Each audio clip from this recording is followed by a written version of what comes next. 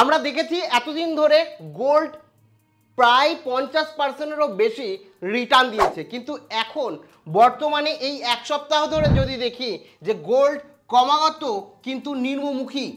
এই মুহূর্তে গোল্ড নিচের দিকে আস্তে আস্তে ডাউনের দিকে যাচ্ছে, প্রাইস কমছে। এই মুহূর্তে দাঁড়িয়ে আমাদের কি সোনায় ইনভেস্টমেন্ট করা একেবারেই উচিত না, যেটা বিভিন্ন জন বলছে? না, একটা অপরচুনিটি এই মুহূর্তে সোনা অধিকতর কেনা উচিত। অ্যাকচুয়াল বাস্তবটা কি? সোনার দাম কি আরো কমবে? না, এটা একটা জাস্ট চক্রবুধ, কিছু সময়ের পর আরো সোনার দাম বাড়তে চলেছে।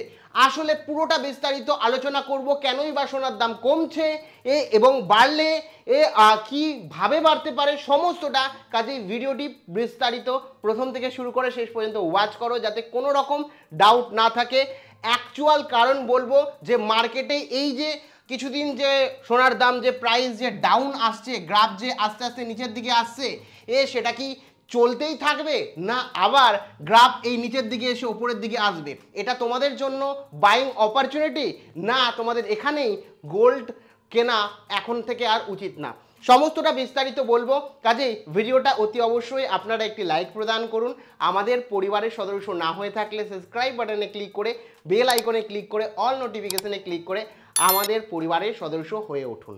দেখুন, সবার প্রথমেই আমি আপনাদের একটা বিষয় বলে রাখি। দেখো, গোল্ড প্রাইস যে আপ ডাউন করবে সেটা কিন্তু আমাদের প্রত্যেকেরই জানা, যে গোল্ড আজকে যা থাকবে কালকে সেটা থাকবে না। কোনো সময় খুব আপে যাবে, কোনো সময় একটু ডাউন আসবে, এটা জানার কথা। কিন্তু এই মুহূর্তে দাঁড়িয়ে কি রিজন যার কারণে প্রায় কারেকশান দেখেছি আমরা 7% প্রায় 7% পর্যন্ত ডাউন হয়েছে। আমরা দেখেছি এই সোনার দাম 1,35,000 পর্যন্ত ছিল, কিন্তু বর্তমানে 1,25,000 এসে দাঁড়িয়েছে। তো প্রায় আমরা যদি বলি 10,000 টাকা ডাউন চলে এসছে। তো এক্ষেত্রে একটা ভয়ের অ্যাটমসফিয়ার তৈরি হয়েছে, ভয় পাচ্ছে সোনায় আরও সোনার দাম নাকি কমে যাবে অনেকে বলছে, আবার অনেকে বলছে এটা একটা বাইং অপরচুনিটি। অ্যাকচুয়ালি সোনার দাম ক্র্যাশ হলো কেন, সোনার দাম কমছে কেন, এটা যদি জানতে পারি তাহলে আমরা আসলেই বুঝতে পারবো যে সোনার দাম ভবিষ্যতে বা কিছুদিন পর আবার বাড়বে না কমবে। পুরোটা নিজেরাই বুঝতে পারবেন, পুরোটা অ্যানালাইজ করি আমি। দেখুন, সবার প্রথমে যদি আমরা যাই, এখানে পরিষ্কারভাবে আমরা দেখতে পাবো যে এখানে কিন্তু যে সোনার দাম রয়েছে, আমরা যদি দেখি এখানে সোনার যে দাম রয়েছে, সেই সোনার দাম কি, সোনার এখানে যদি দেখি আমরা রীতিমতো 3 মাসে মোটামুটি দেখছিলাম সোনা আস্তে আস্তে আস্তে আস্তে বাড়ছিল। হঠাৎ করে আমরা এখানে দেখেছি কি সোনা এখান থেকে মানে প্রায় মানে 20 তারিখ থেকে আজকে পর্যন্ত আমরা দেখছি যে ডাউন এসছে। প্রায় কত, প্রায় 6.2% মতো ডাউন চলে এসছে সোনা। তো মোটামুটি এক সপ্তাহে হিউজ ডাউন, এবং 2020 পর কিন্তু এত বেশি পরিমাণে ডাউন এসছে প্রথমবার। ঠিক আছে, এর কারণটা কি?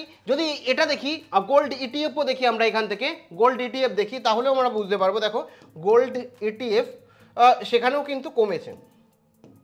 গোল্ড ইটিএফ যদি দেখি, যে কোনো একটা গোল্ড ইটিএফ আমরা দেখছি, এখানেও কিন্তু সেম জিনিস আমরা দেখছি, সেই একই রকমভাবে গোল্ড ইটিএফও কারেকশান নিয়েছে, প্রায় একটু বেশি, প্রায় 15% মতো গোল্ড ইটিএফও কিন্তু ডাউন হয়েছে। তো এক্ষেত্রে অনেকেই একটা প্যানিক মার্কেটে সৃষ্টি হয়েছে, তো যার কারণে কিন্তু গোল্ড আরও নেমেছে। কি বলছি পুরোটা এক্সপ্লেন করছি। সবার প্রথম দেখো যে আমাদের সোনা মানে ডাউন হওয়ার প্রথম কারণ, মানে সোনা কিভাবে দাম বাড়ে বা কমে, এটা একটু সহজ ভাষায় তোমাদের বুঝিয়ে দিই। যখন প্রচুর পরিমাণে মার্কেটে আনসার্টেনিটি তৈরি হয়, মানে মার্কেট কিভাবে রিয়্যাক্ট করবে, মার্কেটে কোনো ভবিষ্যৎ নেই বা ব্যাংকগুলো খুব কম রিটার্ন দিচ্ছে, তখন কি হচ্ছে, সবাই গোল্ডে ইনভেস্ট করে, যে গোল্ড একটা আমাদের অ্যাসেট, ভবিষ্যতে গোল্ড কখনো আমাদের বাস্তবে আমাদের সঙ্গে প্রতারণা করবে না, গোল্ড ধোকা দেবে না, এটা মাথায় রেখে গোল্ডে একটা লাইফ টাইম অ্যাসেট হিসাবে কিন্তু আমরা প্রত্যেকে ইনভেস্ট করি। এটা আজকের ঘটনা না, আমাদের পরবর্তী মানে পূর্ববর্তী যে প্রজন্ম রয়েছে, আমাদের ঠাকুমা, দাদু বা পরদাদুকেও যদি আমরা জিজ্ঞাসা করি, তাহলে সোনাকেই একমাত্র লাইফ টাইম অ্যাসেট হিসাবে তারা, কারণ বিভিন্ন সময়ে আমাদের যখন হাতে টাকা থাকে না বা টাকার প্রয়োজন হয় কোনো রকমভাবে, তখন কিন্তু সোনাই আমাদের একমাত্র অ্যাসেট হিসেবে দাঁড়িয়েছে। শুধুমাত্র সাধারণ পরিবার না, আমাদের দেশের কথাও যদি বলি, আমাদের ভারতবর্ষ বা অন্যান্য দেশের কথাও, যখন অর্থনৈতিক পরিস্থিতি খুব খারাপ থাকে তখন কিন্তু গোল্ডই দেশকে এগিয়ে নিয়ে যেতে সাহায্য করেছে, যেটা আমাদের দেশেও আগে আমরা দেখেছি। তো এখন কথা হচ্ছে, প্রথম যেটা বললাম যে সোনা কি করে, সোনার প্রাইসটা কিভাবে নির্ধারণ হয়। মার্কেটে আনসার্টেনিটি তৈরি হলে, মার্কেট যদি খুব অবস্থা খারাপ হয়, মানে মার্কেটে কি হবে সেটা যদি আমরা বুঝতে না পারি, তার বিপরীত রিয়াক্ট করে কিন্তু সোনা। মার্কেট যদি খুব খারাপ দিকে চলে তাহলে সোনার প্রাইস বাড়তে থাকবে, যেটা এই মুহূর্তে দেখা যাচ্ছিল। ডোনাল্ড ট্রাম্প, আমেরিকার প্রেসিডেন্ট, যা ইচ্ছে তাই বক্তব্য দিচ্ছিল, মার্কেটে আনসার্টেনিটি তৈরি হয়েছে, যার কারণে সোনার দাম বাড়ছিল। এখানে একটা খুব ভালো খবর না হলেও মৃদু সুখবর এখানে শোনা যাচ্ছে পুরো বিশ্বের জন্য, যেটা শোনা যাচ্ছে গোল্ডের সাথে ইউএস এবং চায়না ট্রেড ডিল হতে চলেছে। যেটা অ্যানাউন্সমেন্ট হচ্ছে যে ইউএস, আমেরিকা এবং চায়না, এই দুজনের মধ্যে ট্রেড ডিল হতে চলেছে, যেটা মার্কেটের জন্য একটা পজিটিভ দিক। ঠিক আছে, যে ট্রেড ডিল যদি হয় তাহলে অনেক জিনিসের দাম কিন্তু কমতে চলেছে। ঠিক আছে, যেটা মার্কেটের জন্য একটা পজিটিভ দিক। যখন মার্কেটে পজিটিভ রিয়াক্ট করবে তখন সোনার দাম অটোমেটিক কমবে। সেই কারণে বিশেষজ্ঞরা বলছে প্রায় 2% ডিপ নিয়েছে, মানে 2% কমেছে, এর কারণে যে চায়না এবং তোমার চায়নায় ইউএসের যে ট্রেড টেনশন সেটা যেহেতু কমেছে, সেই কারণে গোল্ডের প্রাইসও কমেছে। এটা হচ্ছে একটা মূল কারণ, প্রথম কারণ ড্রিপ নিয়ার। এবার যখন 2% মতন মার্কেট যখন 2% মতন রিয়াক্ট করছে, যে মার্কেট 2% রিয়াক্ট করছে, যে 2% কমে গেছে, তখন যারা এতদিন ধরে গোল্ডে ইনভেস্ট করেছিল, লাইক আমাদের মতন ইনভেস্টাররা যারা ইটিএফ কিনেছে বা গোল্ড কিনেছে, তারা মনে করছে 2% তো কমে গেছে, বা এতদিন ধরে যারা হোল্ড করে রয়েছে তারা তো প্রফিট বুকিং করতে চাইবে। যখন তারা প্রফিট বুকিং করতে চাইবে তখন তারা সেল করবে, আর যখন ম্যাসিভ পরিমাণ সেল হবে গোল্ডের, তখন কি হচ্ছে, গোল্ড প্রাইস কিন্তু অনেকটাই কমবে।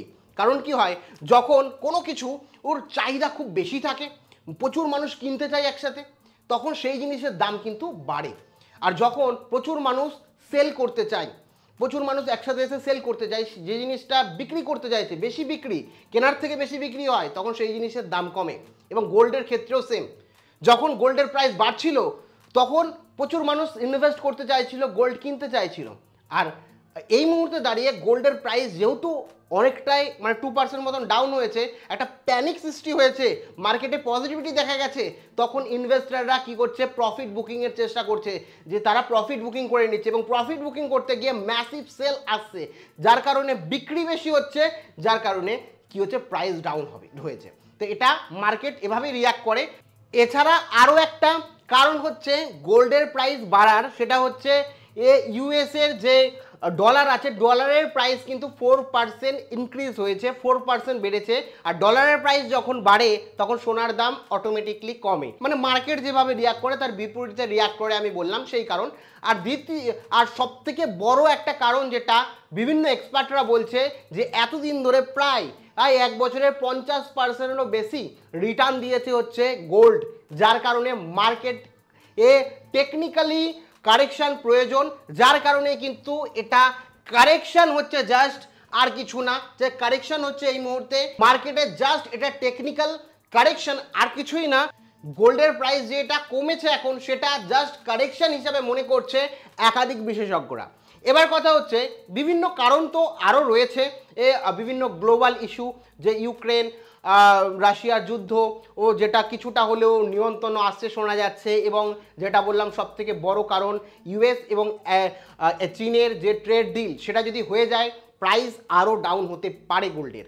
কিন্তু বিশেষজ্ঞরা যেটা বলছে, যে গোল্ডের প্রাইস, যেটা তোমরা অনেকেই মনে করছো, বা গোল্ডে অনেকেই বলছে গোল্ড আর রিটার্ন দেবে না, এটা কিন্তু একেবারে ভুল ধারণা। আমরা যদি মোটামুটি অল টাইম দেখি, তাহলে গোল্ডের প্রাইস কখনো ডাউন হয়ে থাকেনি, এবং এমন না যে থাকবে, এরকম না যে 200% 300% ফিউচারের রিটার্ন দিয়েছে, তখন বেশি সময় ধরে গোল্ডের প্রাইস থেমেছিল। কিন্তু এখনও ম্যাসিভ পরিমাণ বাই করছে গোল্ড বিভিন্ন সেন্ট্রাল গভর্নমেন্ট ব্যাঙ্কগুলো, মানে সেন্ট্রাল যে ব্যাঙ্কগুলো রয়েছে দেশের, সেই সেন্ট্রাল ব্যাঙ্ক রিজার্ভ হিসাবে কিন্তু তাদের গোল্ডকে স্টোর করছে এখনও পরিমাণে। বিশেষ করে চায়না এদিক থেকে এগিয়ে, ভারতও এদিক থেকে পিছিয়ে নয়। আর বিভিন্ন দেশ তাদের মানে অ্যাসেট হিসাবে গোল্ডকেই দেখছে এবং গোল্ড বাইং করছে। সাময়িক কিছু সময়ের জন্য গোল্ড ক্র্যাশ হলেও যদি মার্কেট সেরকমভাবে পজিটিভ রিয়াক্ট না করে, চীন আমেরিকার ট্রেড ডিল যদি না হয়, তাহলে কিন্তু ভবিষ্যতে এই যে গোল্ডের প্রাইস সেটা আরও বাড়বে, এমনই কিন্তু একাধিক বিশেষজ্ঞরা বলছে গোল্ড নিয়ে। এবং অনেকেই দেখছি বলছে গোল্ড স্টপ করে দাও। দেখো, গোল্ড স্টপ করার জিনিস না। তোমার পোর্টফোলিওতে, তোমার ইনভেস্টিং জার্নিতে গোল্ড থাকা একান্তই ইম্পর্টেন্ট আমার ব্যক্তিগতভাবে মনে হয়, এবং বিভিন্ন এক্সপার্টরাও বলছে তোমার পোর্টফোলিওতে মিনিমাম 10 থেকে 20% গোল্ড থাকা উচিত বলে আমার ব্যক্তিগতভাবে মনে হয়। পোর্টফোলিওই তোমার ফিউচার, এবং যেখানে ফিউচারের অ্যাসেট হিসাবে গোল্ড রাখা ইম্পর্টেন্ট, এবং 10% পোর্টফোলিওর তো তোমার গোল্ড রাখা প্রয়োজন। এবং যার কারণে যারা লং টাইম ইনভেস্টর রয়েছে, গোল্ড ইটিএফে ইনভেস্ট করছো, তাদের ঘাবড়ানোর কোনো ব্যাপার নয়, কারণ লং টাইমে গোল্ডের প্রাইস বাড়বে, এতে কোনো সন্দেহ নেই। হ্যাঁ, এখন কিছু সময়ের জন্য একটু ডিপ আসলেও টপে গোল্ড যাবেই যাবে। মার্কেটের রিয়াকশনের ওপর নির্ভর করে। হিস্ট্রি আমরা দেখেছি গোল্ডের প্রাইস থেমেছে, কোনো সময় 1-1.5 বছরও থেমেছে, যে একই রকম স্টেবিলিটি তৈরি হয়েছে। কিন্তু এখন যে সিচুয়েশান, সেই অনুযায়ী যে লং টাইম গোল্ডের প্রাইস কমবে, এর কোনো আশঙ্কা কিন্তু নেই। হ্যাঁ, বহু ভিডিও দেখেছো যেখানে বলেছে গোল্ডের প্রাইস কমতেই থাকবে, কিন্তু এখনো পর্যন্ত কোনো এরকম রিপোর্ট বলছে না যে গোল্ডের প্রাইস ডাউন হবে, গোল্ডের প্রাইস বাড়বে। এরকম অনেক রিপোর্ট রয়েছে ইন ফিউচার বাড়বে, এবং এখনো পর্যন্ত সেন্ট্রাল ব্যাঙ্কগুলো গোল্ড কিনেই যাচ্ছে। হ্যাঁ, কিছু সেন্ট্রাল ব্যাঙ্ক কমিয়েছে, কিন্তু গোল্ড বাইং তারা কমায়নি, ঠিক আছে। এছাড়া বাদবাকি যারা এসআইপি করছো গোল্ডের বা ইটিএফ কিনছো কিছু করে, তারা অবশ্যই কেনো। তোমাদের পোর্টফোলিওতে গোল্ড থাকা অবশ্যই ইম্পর্টেন্ট। এছাড়া যারা এরকমটি করো যে তোমার পোর্টফোলিওর পুরোটা গোল্ডে ইনভেস্ট করবো, এটা একেবারেই ঠিক না। তোমাদের কিছু পার্সেন্ট, মানে তোমার কাছে যদি 1 লক্ষ টাকা থাকে, তাহলে 10,000 টাকা তোমরা ধীরে ধীরে, সেটাও একবারে না, ধীরে ধীরে গোল্ডে তোমরা ইটিএফের মাধ্যমে ইনভেস্ট করতে পারো। ইটিএফ নিয়ে পরবর্তী ভিডিও আসবে। আমি যদিও একটা সেমিনারে ছিলাম, সেই কারণে পুরো মানে ইটিএফ নিয়ে ভিডিও করতে পারিনি। নেক্সট ভিডিও আসছে ইটিএফ এর উপর। বাদ বাকি এই মুহূর্তের পরিস্থিতি দেখে কি মনে করছো, এটা একটা অপরচুনিটি না এই মুহূর্তে তুমি বাই করছো না স্টপ করছো? অবশ্যই কমেন্ট সেকশনে কমেন্ট করে লিখো তোমার কি সিদ্ধান্ত বা তোমার কি মনে হচ্ছে, অবশ্যই কমেন্ট সেকশনে আমাকে জানিও। দেখা হচ্ছে পরবর্তী ভিডিওতে। Thank you.